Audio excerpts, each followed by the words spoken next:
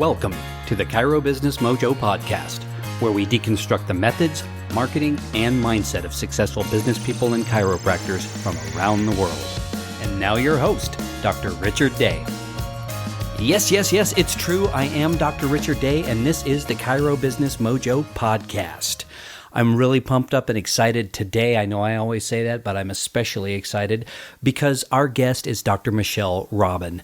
This particular person was a mentor to both my wife and I, and has been for many years. In fact, my wife worked for her while she was in chiropractic school many years ago. We've kept in touch with Dr. Robin over the years and continue to learn a lot from her. She's a fantastic chiropractor and business person and an even more incredible human being. I know you're going to love this podcast. So without further ado, let's get to it. Today I've got a guest, Dr. Michelle Robin, who's an international speaker, best-selling author, radio host, and practicing chiropractor. She's the founder of Your Wellness Connection, one of the nation's most successful integrative healing centers, and she also consults with business and nonprofit organizations developing wellness programs. She's spoken on improving individual well-being, as well as creating a culture of wellness to a wide variety of companies, organizations, conferences, all across the USA and Canada. In addition, she hosts the podcast Small Changes, Big Shifts on iTunes. Welcome, Dr. Michelle Robin, and feel free to fill in any gaps in that bio. Hey, Rich, thanks so much for having me on. I really appreciate it, and love sharing the chiropractic message. Absolutely. Well, I want to start by asking you, what is one of your favorite success quotes? Oh, gosh. One of my favorite all-time quotes, I'll actually read it here for you. It's from Gandhi. It's about your thoughts. Keep your thoughts positive because your thoughts become your words. Keep your words positive because your words become your behavior. Keep your behavior positive because your behavior becomes your habits. Keep your habits positive because your habits become your values. Keep your values positive because your values become your destiny. Gandhi. That's probably one of my top favorite quotes. That is a great quote. You know, I think I may have heard that at some point in my life, but I can tell you that the older I get and the more I talk to other people, the more I realize that is true in everything, and it affects every avenue of our life. Maybe we don't realize it, but everything connects to everything else, and it's absolutely true. Those thoughts become actions, and actions become either success or failure, and it affects who we surround ourselves with and what our life becomes. So I love that quote. Well, and I think it's important to think about the way you think about things. Like, you know what, we get to, I get to be a chiropractor. I get the privilege of guiding and encouraging people on their. Let me repeat that. I get the privilege and the. How do I want to say that? Sorry, Rich. I'm mixing two thoughts in my head. You know, I think it's a privilege to guide and encourage people on their journey with their most important asset, their health. And so as chiropractors, I think that we could take that for granted, and I don't take that for granted. It's absolutely true. Let me shift. I want to ask you, what has been your biggest challenge or obstacle in life? What events led up to it, and how did you overcome it? You know, I think the biggest obstacle for me has been the head trash. You know, the committee that continually is inputting whether it thinks you're good enough or who do you think you are. I call it the 5-letter F word, fraud, don't be a fraud. And so I would say my biggest challenge is getting my headspace right. And I remember hearing some of my early mentors talk about the headspace, and it's really so true. It's kind of like when you are in the groove and having a day and you've got a full day on the books, and then you have people rescheduling and shuffling around. And that could take you out of the game and out of the zone instead of saying, you know what, I'm just going to stay present and stay focused for each person who comes in instead of thinking about the numbers, thinking about the person in front of you. And it's also, I remember when I was 31 and I had a phenomenal practice. I was pretty much a solo doctor and started sabotaging my life. And I think it's because I didn't think I deserved it. And so I think it's really important to do your work. You know, everybody grows up with drama and trauma, some people more significant than others. And it's important that you heal your work. You can only grow your patients will only grow with you as far as you grow. And I remember Bill Epstead saying this years ago to my team. I brought him in to speak to my team, and he said, you know, patients leave doctors because they outgrow the doctor. And so you've got to be working on yourself. It's absolutely true. And I've seen it in my practice as well. I want to ask you this, that internal self-dialogue, are there affirmations or things that you do daily that help to guide those and steer those in the direction you want? I use a lot of quotes. Recently I turned 50 and I did a countdown, 50 quotes that inspired my first 50 years. No way, 50? I don't believe it. Yeah, 50 quotes that inspired my first 50 years. And so, I think about a James Parker quote, don't let the negative few affect the positive many. I have a constant self-talk, and I've done a lot of work on myself, and I'm going to tell you, I don't have it figured out. I have it more figured out than I did 25 years ago when I started practicing. So I think that you got to watch who you surround yourself with too, because they're either going to bring you up or bring you down. Absolutely. I'm not sure the saying, I'm probably getting it wrong, but you're the sum of the 5 people that you surround yourself with the most. Exactly. If you want to see who you're going to become, look at who you're hanging out with. Same philosophy. So in your life, have you had an aha moment? And this can be in life or business. I've had several. The one that's most on my mind lately is 3 years ago, I decided to right-size my life, and I really didn't know what that meant. I had a philosophy that was called simple and consistent. My life had gotten a little bit out of control from where I wanted to be in my vibration, and I remember having the philosophy, does it make my life more simple, and can I be consistent at it? So I had this philosophy with my team, simple and consistent. They said, do you want to do this? I said, does it make our life more simple? And they would say no. And I said, no, I don't want to do it then. And so in June of 2013, I decided I had a pivotal moment on a Saturday afternoon. I had seen patients that morning, and I tended to go out down and clean out our refrigerator so that, of course, it would be fresh for Monday morning. And somebody had spilled their green smoothie in the refrigerator and did not clean it up. It was about 2:00 on a beautiful Sunday afternoon. And I said, you know what, that's it. I'm kind of done. And I had grown from a solo practitioner to a team of, acupuncturists, massage therapists, chiropractors, functional medicine doctors, colonic person, reflexology. And I just said, you know what, this is not fun. I don't have any joy from this. And so at that moment, on that date, I believe it was around June 27, 2013, I said, look, I'm done employing people. And I didn't know what that really meant, but I just set this into motion to kind of right-size my life on all levels. And so that was a big aha moment for me, and I've not looked back. So is it just you now as a solo practitioner, or are there still a few other doctors working with you? Yeah, well, we still have the center. Oddly enough, we still have this great place called Your Wellness Connection. And, a lot of practitioners really want to be in charge of their own destiny. And so I found out that I had gotten a reputation of helping people build practices because I cast a wide net. And so people would build a practice, whether it was a massage or chiropractic practice, and then they'd say, okay, I can go out on my own now. And so now they go out on their own and they stay in the same location at Your Wellness Connection. So they rent space from me, and whether they're a massage therapist or a chiropractor or a counselor, and so it's really nice. We have a sleep doc that works for us as well. I had a nurse practitioner. And so they just rent space, and we collaborate together for the greatest good of the people we get a chance to serve. And it has been so much fun. So it really helps me express my gifts at the same time without the stress of helping somebody build a practice. I still help them build. That's just innately who I am.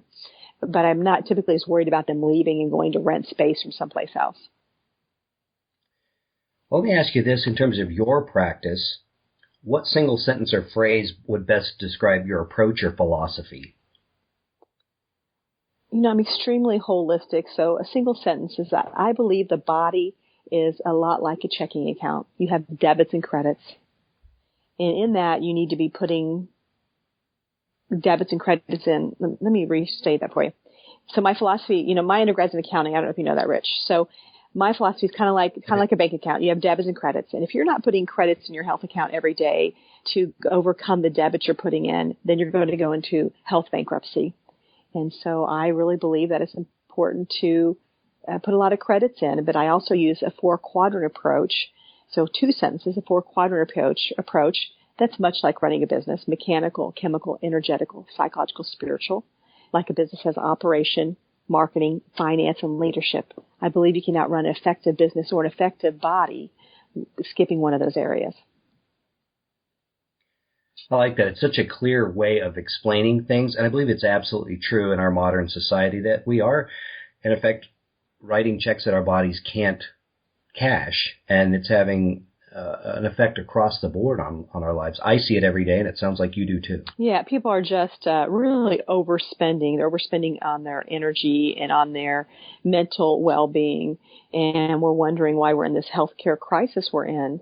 And so it's time for people to take control in a positive way of this amazing gift that we're giving called the human body, mind, and spirit. Well, I want to ask you, I want to touch base on something that you said. You said that you had some mentors in the past. Do you currently have a mentor? I do currently have a mentor. I'm part of a mentoring group, actually, called the Hellsberg Entrepreneurial Mentoring Program. I'm in my 13th year with that group. And so do I actually have a formal mentoring relationship right now? No, but I have many mentors around me that I feel like pick up the phone and call any time. It's been an interesting couple of years. I've lost a couple of my long-term mentors. My first chiropractor, Dr. John Lakin, passed away at the end of 2015. And I sure am grateful for him because I would not be a chiropractor if it wasn't for him. And I just remember many of the gifts and lessons he taught me, as well as the late Dr. Richard Yenny, who I based my 4-quadrant approach off of what I learned from him when I got the chance to hang out with him. I met him a few times. He was an incredible person, and what a wonderful person to have as a mentor. Yes, he was just divine. So can you name, I know there are a lot, but what's the most important thing a mentor has ever taught you?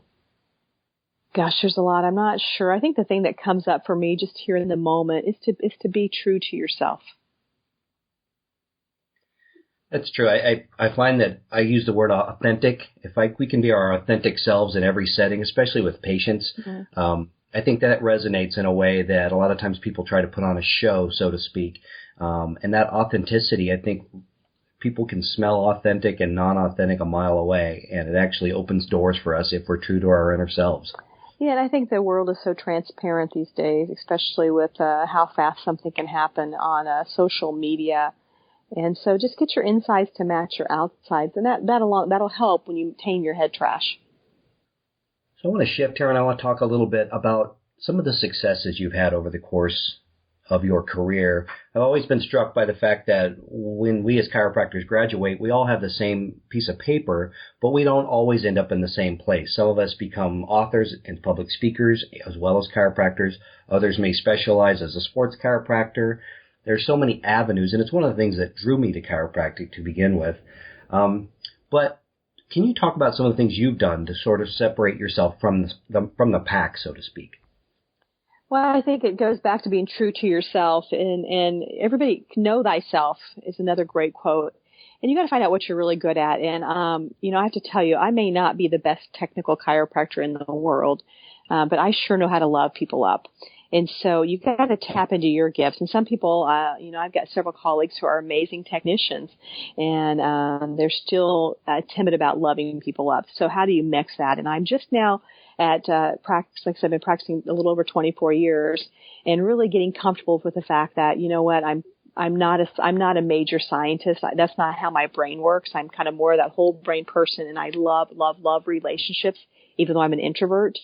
And so I think listen to yourself and what you're really great at, and then surround yourself with people who can help fill the gaps. Like I actually work with four other chiropractors, and they really fill in some of the gaps that I'm not great at. And so we're able to dialogue and work together in the betterment of the patients. Where likewise, I've got a gift. I love being out in the community. I just feel a calling for it. It is my true calling. It's not a lot of effort for me. And, so I think it would be a big part, is to really figure out what you're good at and then find out how to surround yourself with that. So to answer your question, I think that sometimes we try to become somebody we're not, which goes back to our conversation of, authenticity. And it's taken me a long time to realize what Michelle Robin is good at. I want to shift. I want to talk to you about your daily habits. What, if any, daily habits or routines do you have, whether in the morning or throughout the day, that help you be more successful? Gosh, I've got a little bit of ADD, so anything consistent probably may not happen. But I'll tell you something that's probably helped my practice be successful. I'm a phone person. I like the phone. I know why I like the phone because I've done my healing work. And for 24 years, if you were a patient of mine in 1992, you got a birthday call in 2016 if I'd seen you within the last 3 or 4 years. And so I have consistently made birthday calls, and patients say to me still, I cannot believe as busy as your life is or as full as your life is. Words are powerful. I've got a very full life, and that sounds different than busy. Busy sounds stressful. And that you still make time. I had it happen last night. I was driving to the lake to have a couple-day break, and somebody said, I cannot believe you're taking time to call me again after all these years. And they said, but it means the world to me that you take time. And so I would say probably the number one thing I've done is I have called my patients after their first visit. I have called the person who has referred them, and I have called to wish people happy birthday. People have 4 letters on their forehead, MMFI, make me feel important.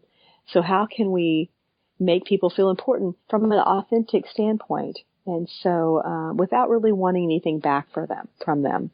And like I said, even if I've not seen you for 3 years, I'm going to call you on your birthday if that is a habit and routine we've gotten into. If you've come to see me a couple times, we all have patients that come in and they're shopping and they don't get the big idea.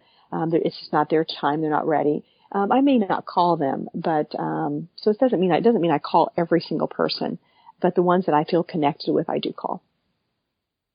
Now, was this something that was initially in your comfort zone, or did this take a little while for you to be comfortable doing it? You know what? When you're 25 and you're kind of starving, it didn't take me long to get comfortable. But once again, I'm comfortable with the phone because of some of my past with the connection with my father. And so it wasn't hard for me. I've had 2 or 3 birthday calls that have gone south. That's not a bad odd in 24 years, bad odds. And so, I'll do them till the day I die. I can't see stopping.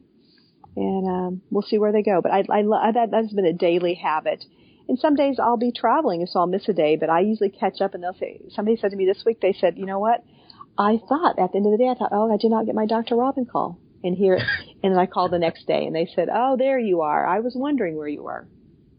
They were expecting it. Well, what a wonderful way to build long-term relationships. I love that. Well, and they learn, and there's nothing, patients come in and they say, I saw this chiropractor for 5 years, and I don't even remember their name. And I have to tell you, I do it because I care about them and I want them to be special. And it just magically happens to also build that name recognition and that connection. It's all about connection. How can I be more connected to you when you say, gosh, you know what, I've got a healthcare issue. Who do I call? And once again, it is a huge responsibility that we should not take lightly, that we give guidance to our clients. Well, one of the ways you've been connecting is through a book, and maybe 2, if I'm getting it right, that you have books that you've authored. Can you tell us a little bit about those books and how those came to be? Well, actually, today's the 6-year anniversary of my first book, called Wellness on a Shoestring, 7 Habits for a Healthy Life. And I had been tossing around the idea of a book, and then I met Charlotte Shelton, who was a new CEO of Unity Village. And Unity used to have a publishing company, and she was revamping it. She asked me if I would write a book about mind, body, spirit medicine. She knew that I kind of walked that talk. And so I said, sure. And of course, if you know me, English is not my first language. It's the only one I know, but it's definitely a struggle for me. And so, I hired a writer and wrote down some common ideas of things that I share with patients that I really think would transform people's health. Rest, rejuvenate, rest, reflect, rejuvenate, breathe, move, free your space from a mind, body, spirit. Goes back to that head trash and the body trash we put in. Go for the greens, and then get essential fatty acids and sunshine, and drink to your health with hydration. So that came about, and it's created a whole new love affair for me around education. So I have that book. I have a train the trainer model with it that we have several people trained to take it into different corporations, as well as then I have another big book. I call it a big book called The E Factor, Engage, Energize, Enrich, 3 Steps to Vibrant Health. And then I actually have 5 mini books, Rich, that talk about kind of, I call it wellness in a pocket, whether it's your pet health, your kids' health, or your own health, which I absolutely love. And I'd love to offer Engage a Wellness Lifestyle, the 2016 edition, the mini book, e-version to your listeners if you'd like. Absolutely. We will put that on the show notes and links so that people can find that. Great. So it's been a ton of fun. So has that opened doors for you? It sounds like you are doing some corporate wellness talks and things of that nature. Is that something that you've had success with? Yeah, it has opened some doors with, I've got several different corporate clients, some local, some regional, mostly still within the region of the Midwest. And it has definitely opened some doors as far as broadened my perspective of being a wellness chiropractor. I have a wellness certification through James Chestnut. And I love teaching. I absolutely love connecting the dots for people. And so it's opened up some wonderful doors for me over the last 5 years, 6 years. I love Dr. Chestnut. His message is spot on, and he's such a brilliant guy and gives us chiropractors so many tools to be able to back up what it is we do on a daily basis. Yeah, he's a wonderful chiropractor, wonderful leader. Well, I've got a few more questions for you. I want to talk to you a little bit about maybe chiropractic in general. What would you say is the number one challenge facing chiropractors today? Oh, I would say that a lot of times people are thinking about what's in it for them instead of how can they give. And I think the laws of the universe is if you can go out there and help somebody else meet their needs, you will be taken care of. And so I think if we can really focus on what people really need versus just selling them a treatment plan based on different systems. And I think just getting out in the community, I think sometimes we get stuck behind us. We think we're going to build our practice via social media or a website. The best way you're going to build your practice and build your life is getting out in the community. Find things you love to do. If you love animals, go volunteer at the animal shelter. If you love music, be involved in the music industry or the arts industry. So I think that we need to get outside of our offices, off away from the computer, and get out in the community. I couldn't agree more. Come from a position of service and do things that are authentic and resonate with you, and those connections are made. And those connections really don't cost anything in a form of advertisement, but they give back the most. Yeah, I remember a lesson that I got from a Dr. Rick Husky back when I was still in school, and he said, and you got to show up. You got to go, you got to show up, you got to be active. And so he said, I went to the JCs for what I think he said maybe 2 years before he got one patient. And he just showed up in service and connection and love and intention. And now there's not a day that goes by that he doesn't have somebody from the JCs in his office. So it's got to be a long-term commitment. That's why I want you to find something you love to do and love to be around. It's not you're going to get patients. You're going because you're going to be also inspired to really be a better person. So, you got to what they say, you got to show up, you got to shut up, show up, and suit up. Let's redo that. You got to suit up, show up, and shut up, and really listen and see how you can give back. Well, what pieces of actionable? Let me do that again. Mm-hmm. Do you have some immediate action steps for either a new chiropractor or someone who is stuck in practice and is looking to take things to the next level? Mind your mind. So there's so many podcasts like this great podcast right now. There's so many great podcasts just like the Chiro Business Mojo or the Small Changes, Big Shifts that people could be tuning into to really help their head trash. I listen to podcasts almost every single day of something to keep me inspired, to keep me thinking in the right direction, to try to quiet down my monkey mind and my head trash.